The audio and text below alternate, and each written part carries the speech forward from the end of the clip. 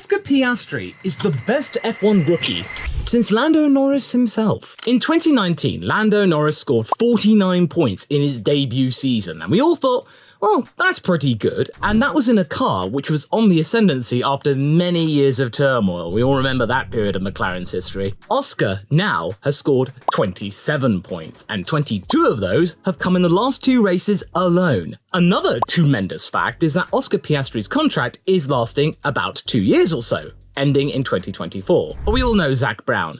He is absolutely ironclad with his contracts. He likes to collect them because he collects most of the IndyCar drivers. I'm pretty sure he's going to do the same thing with Oscar, especially now he's reaping the rewards. And I actually now think, after all the things I have seen in the last few races with Oscar, I think I found my new favourite F1 driver. If I can't have Mick Schumacher, I'll take an Oscar Piastri. And I'm not some kind of fair weather fan here. I've been watching Oscar since he was in Formula 3, and he was an absolute beast in that. I thought it was fantastic. Then in Formula 2, he dominated in that. I'm really happy that he's doing well in Formula 1, especially all the stuff that happened in 2022 when he wasn't even driving a car. He has managed to stake his claim at McLaren, and in the last couple of races make Alpine out to be a bunch of fools, implying he was being devious and sneaky, and he and his agent Mark Webber being absolute miscreants and absolutely being dishonourable to the organisation that gave Oscar all of his resources. Yes, of course, Alpine did give him a lot of resources and help him get to where he was right now, but they played fast and loose with his contract, and there wasn't really even a contract. They did the same thing with Fernando's contract. They were stringing both of them along, and now they've both lost them. So I actually don't feel sorry for Alpine at all. It's an absolute farce at the moment. And now they're watching their boy, which they could have easily had, do absolute wonders at McLaren. Now he has the right machinery. Oscar, for the last year or so, had to put up with a lot of stick from the media, deeming him as the villain of the entire piece, being entirely selfish, only thinking about himself, which honestly, these days, with the way that funding for drivers go, you kind of have to do. He did everything he had to do at the beginning of the year. Keep quiet, get your head down, learn, and then when you can actually show your true potential, then you can actually show your character. And boy, this kid's got a good sense of humor. And now you can actually start to see his real skill, because when he did have that off in Q3 in Canada, he actually said that this was the first time he had a bit of an accident and hit the wall in 5 years. This was back in the day when he was in Euro Cup. So to actually avoid the wall in that amount of time, that's got to show a level of skill. But I think he's actually done something else at the same time. I think he has actually destabilized Lando Norris, the first time that any one of his teammates has actually done so. He has caused Lando Norris to push himself further than any other teammate he has ever had. This is going to be the thing that is going to turn Lando Norris into a Formula 1 world champion.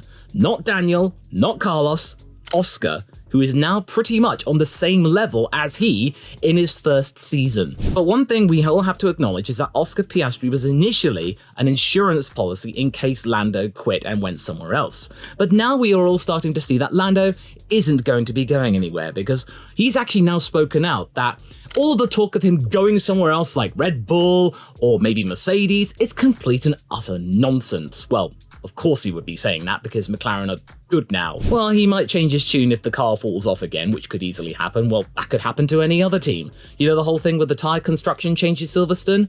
Another one of those maybe next year or the year after that? That could send McLaren back down the packing order again. Ousting Ricciardo at the cost of $18 million last year was very, very expensive, but I'm pretty sure that thanks to Piastri's help alongside Lando, if they can get as high as P3 in the constructors this year, they can easily make that money back in prize money alone. Now you're actually starting to see that Oscar, he's not being loathed by the media anymore. In fact, with the whole rumours about team orders and the conspiracy theories about that subject, they're actually rallying around Oscar. And all of the pundits are now saying, oh, Oscar didn't deserve to be held back in Hungary, or, oh, he should have had a chance to go for Lando at Silverstone, but he was told to hold back. Well, quite frankly, as a McLaren fan, I don't see any issues there.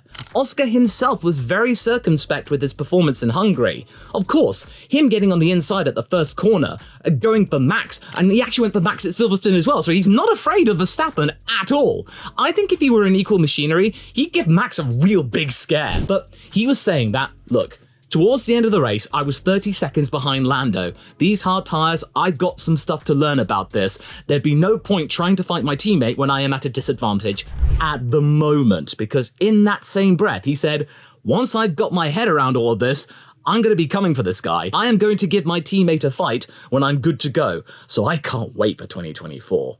There is going to be some real spice here. I'm pretty sure they are going to work together because Andrea Stella has reinforced the mantra of McLaren at the moment, which is team first. Lando had to deal with it with letting Daniel Ricciardo take the win. He had to be the one to hold back. Now Oscar's having to do that in some degree, but I think that will change and they'll be allowed to fight each other once McLaren have established themselves as a very good top tier team again. Right now, they need every single point they can get because this might be a blue moon event because other teams might catch up again. We all saw this with Aston. They were the second fastest team this year. Now McLaren are. Aston have fallen back. And people thinking, oh, Aston's washed now. Well, no, they just overextended themselves and, they'll be better next year, that's for sure. McLaren do have that infrastructure. They will improve. Once that wind tunnel comes online properly in 2025 and starts a little way in 2024, we're going to see some very vast improvements here, especially now they're in a really good dynamic and they've got a good formula going. Everything's on the up for McLaren, basically. I've been here a long time being a fan of them, and I'm actually feeling a lot more positive than I was maybe last year or so. Absolutely being tired and sick of it, of all the hyperbole, because there was nothing to back it up. Now, there's stuff to back it up. So I'm feeling really good about Oscar and him being very realistic. He's very pragmatic, but he's also really cheeky at the same time. I know I'm absolutely glowing, I'm being biased towards Oscar, but come on, look at the hat here. What do you expect? I'm being honest with you. But let's get back to Lando for a second. Lando has now got a real challenge on his hands because the likes of Carlos Sainz in 2019 and 2020, that was a great teammate to learn from. You can still see elements of Sainz's tenure at McLaren because when they do well on the radio, they do say vamos and all that stuff. That time with Sainz and McLaren, they won't forget Carlos. They will be absolutely grateful for his influence and his patience with McLaren as they were having a really good 2019 and 2020, but no one really expected him to outperform Carlos, and Carlos did really well in himself, and he actually had a good and stable seat for once after all of that time in Red Bull and Renault. Then of course with Daniel, no one really expected Lando to do well out of that, but then he did. He absolutely trounced Daniel Ricciardo, an 8-time Grand Prix winner. So throughout all of those 4 seasons, Lando outclassed and actually exceeded expectations. Oscar, in comparison, has got a much more difficult task because he is now up against a teammate who easily can go for world titles. Everyone's touting Lando Norris to be a future F1 world champion. It's going to be a terrific fountain of knowledge considering that both of them are a similar age. Lando is only 1 year older than Oscar. Yes, Lando's had 4 more seasons on Oscar, but they are at that same time in their lives where their amount of progression and improvement will be pretty much at the highest it'll ever be. And Oscar is learning from a very good resource. I actually also think that Oscar will perform even better because Oscar's done something that Lando never did. Score the F2 World Championship.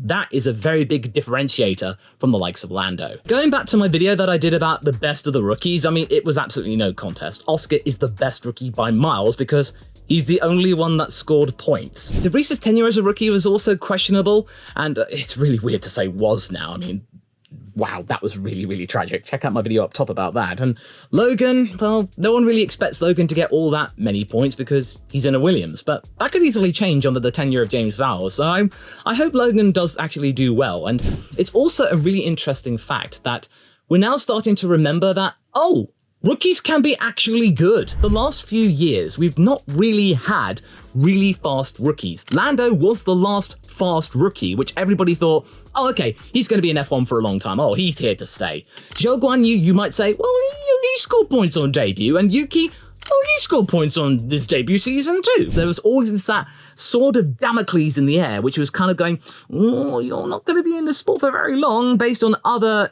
external circumstances. We're actually starting to remember that, oh, rookies can be really talented and they can stay in F1 for a long time. Instead of after only 10 races, yeah, get them out. Or even after 4 races, get them out, they suck. Just look at F2. Most of the rookies are actually in the top 10. Another thing I need to point out is that Oscar is also able to destabilize Lando in the sense of the car. The MCL60A is pretty much easily described as a bit of a lemon.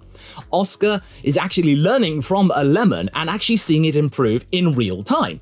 That is a much better means and a barometer of actually showing your improvement. Whereas Lando, he has supped success from the likes of the MCL 34, the 35, the 35M.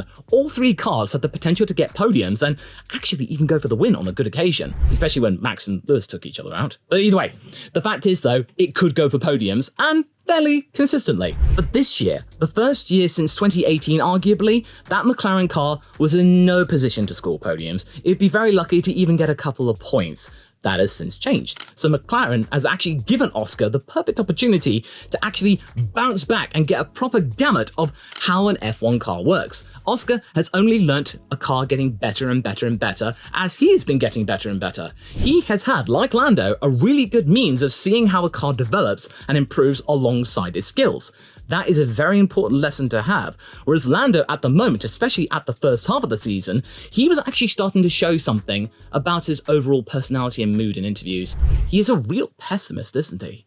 Especially when the car's really, really good. You might be thinking, oh, Lando, you're going to do well, or you'll do okay here. But he's like, yeah, no, we still suck in this. Oh, no, we're still terrible. It's actually starting to get annoying, isn't it? I do appreciate a driver who's being realistic and being pragmatic about what to expect in a race, but his overall mood and body language, even though McLaren are on the up and their pace is genuine, is still just dour and sad, and it just feels like he's not really allowing himself to enjoy the moment fully when he's actually being grilled in interviews. When you're having sit-down chats with him, he's a lot more chirpy. His overall mood is really, really positive. So to actually see Lando being down, it's just weird, isn't it? Whereas Oscar, he's relatively level. He's kind of just the same. And you might think he's robotic, but at the beginning of the season, he had to be robotic because he didn't want to stir the pot or anything like that, or remind people of his contract, or dub him a villain or anything like that, but he was just keeping himself to himself. I just remember Jeddah, Q3, all that stuff. Lando in qualifying, making those mistakes, and then arguably they kind of hit each other, so they actually fell down the order again.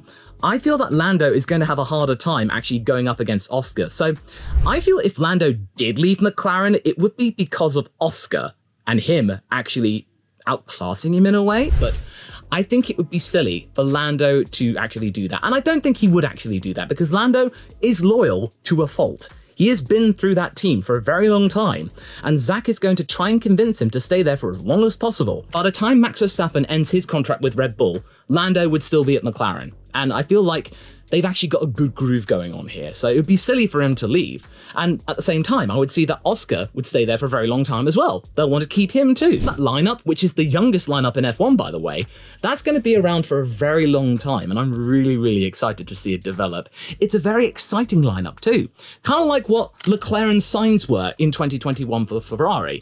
They seem to be a very exciting lineup. They were certainly the most amiable. They do get on. But as Ferrari has evolved, they've really started to show that they do get on themselves, but they're not conducive to good teamwork. Carlos is basically running his own race, whereas Charles is he's just coasting and just going, please let me have a good race where I don't get hit with bad luck, or please don't have to check. You just feel like it's not a good time being at Ferrari, whereas for McLaren, it's a very good time. And I feel like Oscar, he's going to impress a lot of people, and I am so pleased he can actually come out of his shell now and actually show everybody who he is like as a person, instead of having to be some kind of doll or some kind of generic driver so he doesn't upset people. No, he's not upset people anymore. Unless your first name is Otmar, of course, and you would still think that he is the scum of the earth.